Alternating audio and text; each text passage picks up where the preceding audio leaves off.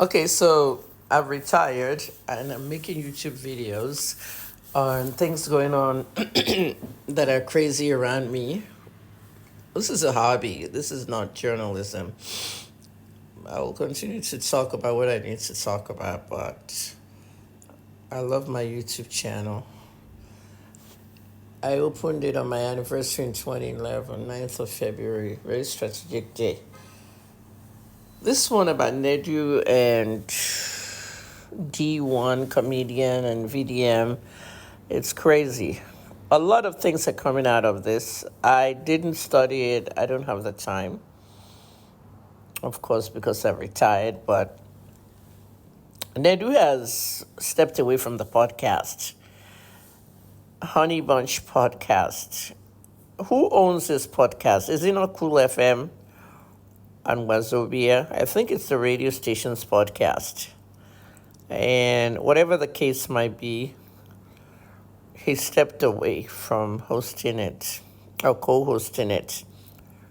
I really didn't watch that podcast so much until Dennis and Igwe came up and people were tagging me.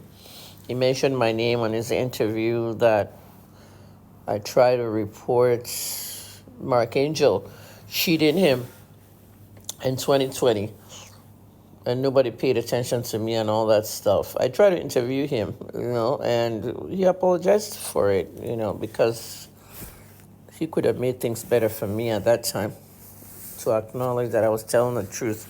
But that's how life is. I've moved on, please. Nedu has left the podcast. I think without Nedu, this podcast can't survive. They should just cancel the whole thing. There's a lot of blackmailing here. There's a lot of very difficult things here. And he signed off and he put this statement on his page. And comedian D1 is crying and sweating and saying that VDM did this or didn't say that. It's a mess.